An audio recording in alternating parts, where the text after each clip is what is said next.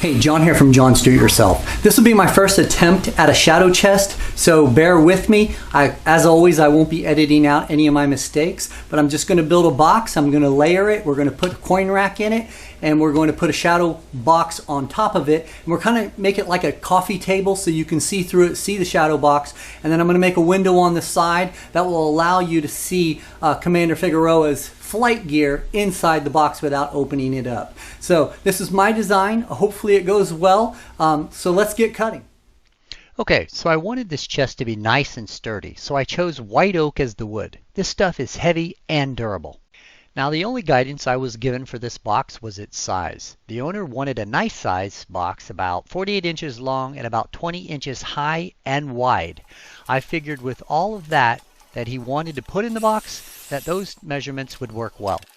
So after cutting the main pieces for the sides, I took the leftovers and cut the end pieces to exactly 20 inches. The next step is to join the edge pieces together.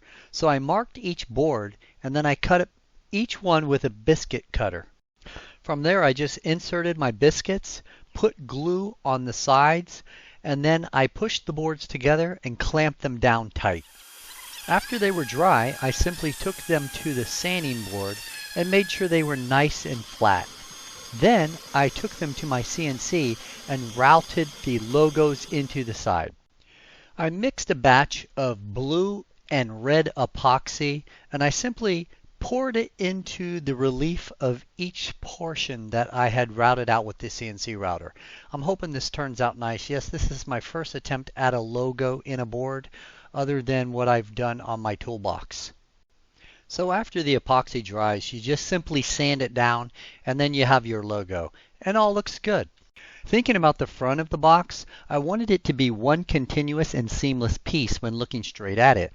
I did not want the edges to show, so that meant that I had to cut off 3/4 of an inch of each side piece. That way, when they were fastened together, added wood of the front and the back would not make it exceed 20 inches. So I trimmed off 3/4 of an inch on each side.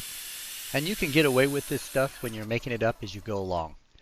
So in my original design, the box sits on its 4 corners. That means I need to raise the center of the box on each piece. So we'll do that as we go. And I'm kind of just going to wing this and put a little design to it to make it kind of curved. So we'll see how this turns out. I can always change it.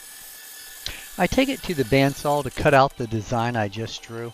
That way I can use the fence for the long run to hopefully keep it straight. But a jigsaw will work here just as easy. And I think later on in this video I actually used the jigsaw on one of them.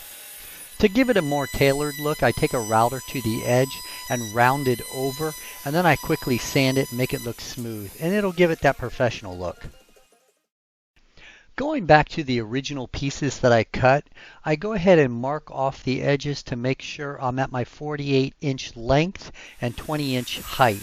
That'll match my side pieces. And then I cut that one piece to fit. The other piece is probably still at its full height. But then I go ahead and put the feet back into the corners and I cut it. Now you should actually just take the piece you just cut from the side and lay it on top and just use it as a template. But for some reason I didn't do that. It might be a different size, but I'll make sure the front and the back are the same size.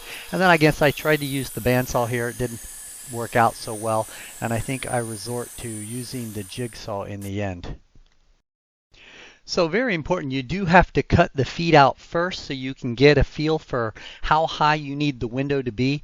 You want the window on the front of the box to be low enough so everything in it shows, and you want it to be under the shelves that you're going to put on top, so none of the shelves show. So it is going to be a low window, but it has to be low enough to show the helmet and his flight suit without showing the top of the contents, which will be the coin holder and the shadow box. So make sure you have that drawn out before you actually join the pieces together. And as you look closely, you can see I have the window drawn on the face of this. So after I had the two pieces joined together and they dried, I took it back over to the router and I routed Commander Figueroa's name in the front of the chest. So this is probably no more than a 1/4 of an inch deep.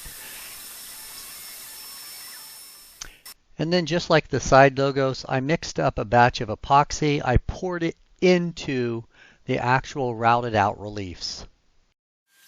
So to ensure my window lines were perfectly straight, all I did was use a track saw and I cut the line straightaways. After my straightaways were cut, I grabbed my jigsaw and I just joined the two edges until the actual window fell out. I created the opposite side the same way I did the first one. I CNC'd a relief cut out of the side pockets, filled them with epoxy, and then I just sanded it until I got my logo clear. The back of the box is a bit easier. I do the exact same process. I cut it to fit to 20 inches. I go ahead and put the biscuit joiners to work and make the biscuit holes, and then I glue it up, put the biscuits in it, and clamp it tight together. There won't be any window in the back of the box, so these pieces will just be one long piece. Since I already have my biscuit cutter out, I went ahead and cut slots in one of the pieces of knotty pine that would be used as the base. And then I did take the first and front piece and laid it down over the back piece. This is where I said it would be much easier to use the piece as a template to make sure all the feet on the front and the back match perfectly. And that's exactly what I did. I just took a pencil and traced out where the footing would be so I would get my relief there, and the box would not look like it's just sitting on all of its faceplate. It would actually be sitting on the four corners. I used the track saw again for the straightaway, and then when I got to the edge, I just used the jigsaw to cut the curve. And just like the end pieces, I routed a round over on the lip of the edge, and then I gave it a good sanding to make sure everything was smooth, including that little edge that I just routed. Now this box is going to be really heavy, and I just can't go and glue it together. So what I'm doing here is I'm drilling some plugs. I'm going to go ahead and use some really long screws here, and I'm going to screw this box together, but I don't want screws to show anywhere in this box. So I'm building some plugs here so I can hide the screws inside. The first part of the plugs was the countersink, and then with this smaller bit I'm going to drill through and make a pilot hole. Before this next step, I completely square up the box, make sure every angle is square, and I just clamp it in place. And then what I'm going to do is I'm going to go ahead and set the glue on each edge, and I'm going to clamp it really tight together. I'm going to finish the pilot holes from the little ones I drew. You don't want to have any attempt of cracking wood here, so go ahead and get a long bit. It doesn't have to be too thick, but you drill it all the way in before you set your screws. That way it's just pulling the boards together and not trying to pull through the boards. So, and you do that to each corner. Then you can go back and start cutting the actual plugs out. What you want to do is look for wood that has the same kind of design of grain before you make your plugs. So I didn't use really expensive wood for the base because I'm going to be covering it in felt, so you won't be able to see it at all anyway. So all I did was buy some knotty pine. And so all I'm doing here is trimming it to fit in the bottom of the box. I have already joined it together. Remember earlier I was cutting the actual biscuit joints. So it's already done. I'm going to cut it to make sure it fits exactly, and then we'll felt it. So I put a little glue on each of the plugs that I cut out, and after I've screwed the box together, I'm just going to cover the screw heads with those plugs. And then I'll give it a little bit time to dry. Since the bottom of the box will be flush with the inside, what we'll need to do is actually drill pocket holes so we can go sideways into the sides of the box. So that's what I'm doing here. I'm actually drilling the pocket holes, and that way we can screw it right up in there after we get it set into place. I went back after the plugs dried and I just sanded the tops off. I sprayed a little Gorilla Glue adhesive right onto the face of the wood, and then I laid my felt down on it with a little help. And then of course just make sure everything is nice and flush, and then I cut the back ends with a razor blade to make sure it goes all the way down. That'll give it a little bit of more tightness when I push the box in, and then once I get it in there I can go back to where I just drilled my plugs and drill them up into the face and then to the sides of the box. So what I do next is I need to measure and put in the tracks for the top and bottom for the coin rack and the actual shadow box, where these tracks are going to go. And so what's important to me here is that I need the bottommost rack track to be higher than 11 inches.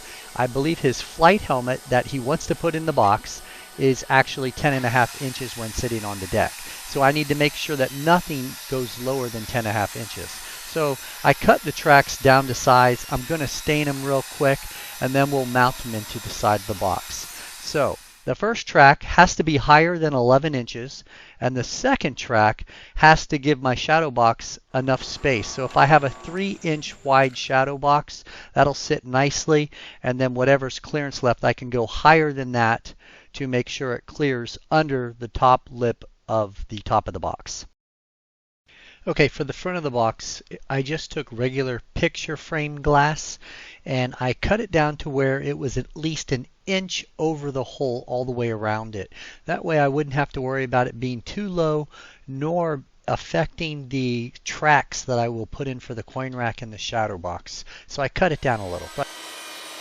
And so instead of building something elaborate for the glass, I'm just going to build a simple frame around it with a lip. And then the glass will sit in the lip, and I'll try to make the lip as tight as possible so there will be no rattle to the actual glass once the frame is placed around it. I simply take the height of the glass and I create the rabbit on the piece that I just cut. And this will be my frame. I'm going to do this all the way around the glass. It's just going to be simple 45-degree corners, and I'm just going to drill pilot holes and mount it directly inside the box. So it should be pretty straightforward. The overall idea here is even when you're in front of the box looking straight down, you will not be able to see this frame because it will be so thin. And it's just going to hold the glass in place. Nothing fantastic. I did a very light sanding, but it's not like these are going to be seen at all, so don't spend much time on that. You can see even the saw blade marks from the inside of the lip. I didn't even care to even work on those. But what I'm doing here is I'm taking a pilot hole and then I'm doing a little bit of a countersink. So when I do screw these in, the screws will be flush.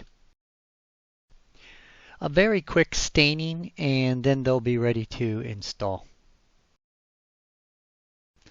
So the only key here is to make sure that your screws are not going to penetrate all the way through the front of the box, but basically just take some small framing screws, put them in the pilot holes, and then tighten them down.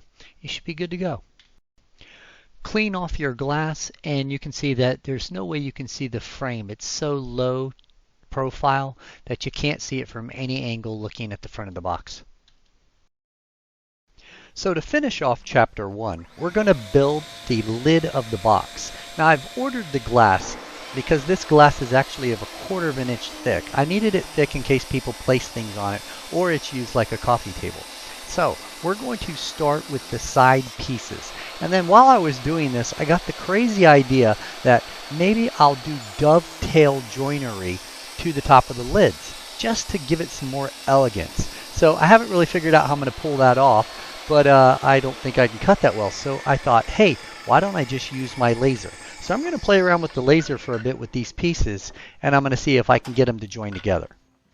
Okay, for my dovetails, I actually whipped up a quick rendition on Lightburn to decide to cut them out with the laser. So don't think I just jumped right into these and cut them into the boards I just cut. I actually did a little test, as you see down below in the small window, and they were too close together. They didn't lock up as well. And then once I did a test where everything looked good, then I went ahead and cut the regular boards, and then I have my dovetails. So I did the short boards first, and then I went ahead and put the long boards in to do those.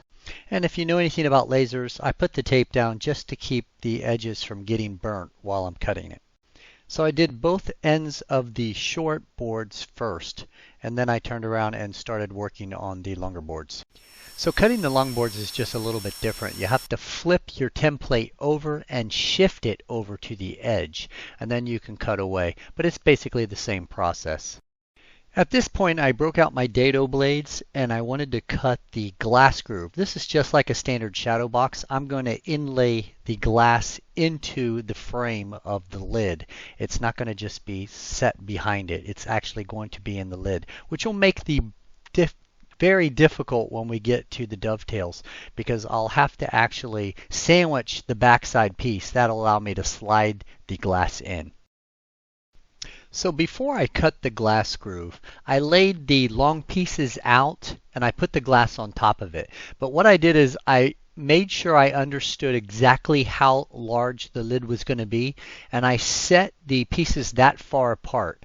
And then I wanted to see how much overhang I needed in the glass. And now I wanted a minimum of an inch, but I think I went 1.5 inches, so I would be that deep into the wood. That would give it enough support to not have anything, but it is 1/4 inch glass, so I think I'm pretty good here. So the key to my setting was I wanted the lid to have a 1-inch lip all the way around the top of the box. So after I knew those dimensions, that's how I got the depth of my actual saw blade here. And I just took it real slow because on the long edges I had to cut all the way through my dovetails. So when you get down to those, you need to go really slow. Yes, they're actually going to be layered on each end of the glass, which is pretty cool. For the side pieces, I simply laid them into place as well, put the glass on them, and then put a mark on the wood. I don't think I even measured it.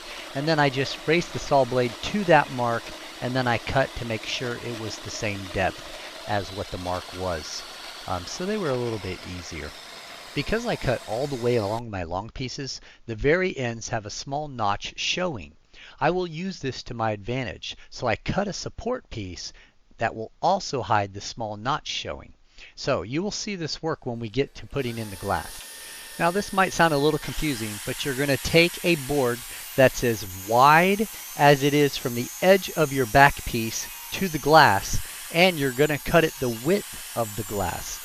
Because once you cut your back piece in 2 pieces, you're going to have to make up the difference when you're gluing it together with this piece. It's going to slide in the back piece to keep the glue bonding together and your glass all the way in position. Okay, so now we can glue our front and sides together. We're going to leave the back undone. Remember, that's still in 2 pieces.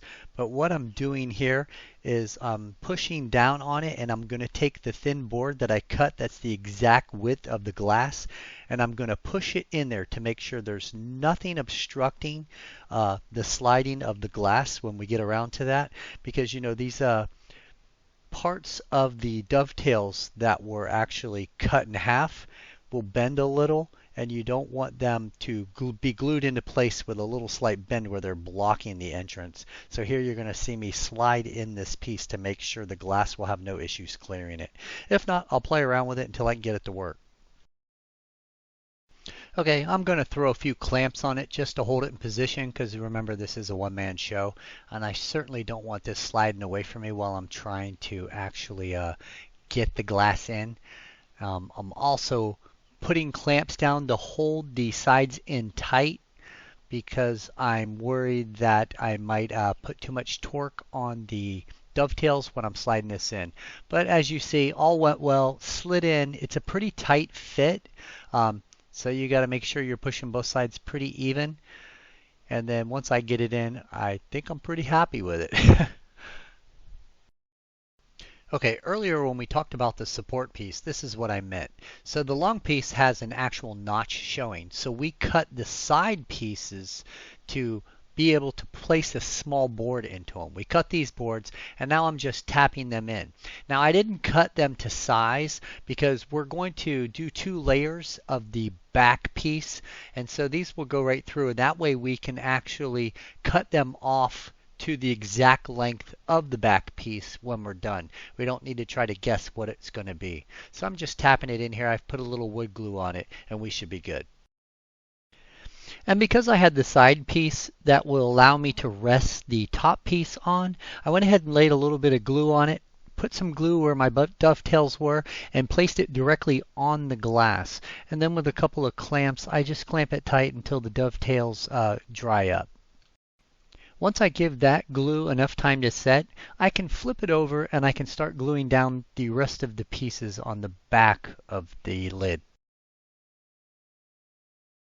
Okay, remember earlier when we cut that piece that I said was going to be sandwiched in between and tighten up on the glass? So at this point you're going to put a little glue down, put it in place, which is behind the glass, but put it up snug against the glass. Now there will be no play in the glass, and you'll have wood to glue the back side once you get in your dovetails. So spread out your glue, make sure you get a good healthy coat of glue in the dovetails, and lay on your last piece. And now you have one complete piece again, and your glass is in place. Put all your clamps in place, and make sure you don't put the clamps where the glass is. Make sure there's nothing but wood between where you're placing the clamps. So just as a safety precaution, before I started sanding, I actually took some tape and paper and I covered the glass. I just didn't want to risk maybe slipping or something and having the sandpaper hit the glass and put a scratch in it at this point. So I covered it up, and then I went ahead and sanded the front and the back of this box. So in order to make the tabletop look nice and rounded and smooth, I went ahead and drew a couple arches on each of the corners, and then I cut them away with the jigsaw. And what our next step is going to be is to sand this down and make it nice and smooth, and then we're going to run the router on it. So at this point, go ahead and route all the way around the table, then flip it over and do the other side. So we aren't going to have any sharp edges here. The whole thing's going to be round. So we're going to route both sides of this tabletop. Okay, so remember before you start staining to take a wet cloth and wipe the whole thing down, get all the dust removed. And while you're staining, make sure you get that inside lip, and you're going to do that on both sides. It's a good thing that we actually covered it and protected the glass, but if you get stain on the glass here, it just wipes off because stain won't dry on the glass. But just go ahead and try to make it nice and even. Use a paper towel and then wipe off the excess. Now I considered brushing on some polyurethane, but I just thought I'd save time, and I took some clear coat and I sprayed a nice healthy coat all the way around it. I did both sides, and make sure you get the edges pretty well, because that's where your wear and tear is mostly going to be if people's legs actually run into the box or something. So I actually built the interior of this, the coin rack and the shadow box, in between this part. So you're actually going to have to go to chapter 2 to watch the building of that. But the very end of this chapter, chapter 1, we are going to put the lid on. So we're going to start with some piano hinges. I went ahead and went to Home Depot and got these piano hinges. They're gold. The Navy likes gold, so we're going to use those. So we're going to start by placing the hinges on the box first. That way we can align the box exactly how we want it, and we'll put the hinges on up below it with the box in place. So you don't have to worry about trying to align hinges. And I do have one of those centering bits that make my pilot holes go perfectly in the center of the hinges, and that certainly makes it a lot easier when you're just trying to get those screws in there, and then you won't have any torque or funny angles on the hinges. So really cool, I bought some piston hinges instead of just regular hinges. That way the box lid will never slam shut, and pretty easy to install. You just follow the directions, but once you have these on, the box lid will go down slow. And one of my favorite parts of the box, because it makes it look really professional. So having this part, you're going to have to build your shadow box interior just a little bit smaller to accommodate those hinges. So at this point, the exterior of the sea chest is complete. All the glass is installed. I guess you're going to have to hang out for chapter 2 to see the building of the coin rack. And then for chapter 3, we're going to build the actual shadow box that will go on the top layer that will be displayed under this glass. And as you can see, my favorite part are these hinges. I just love the way this thing closes. As always, thanks for watching, and don't forget to hit that subscribe button. Stay tuned for chapter 2.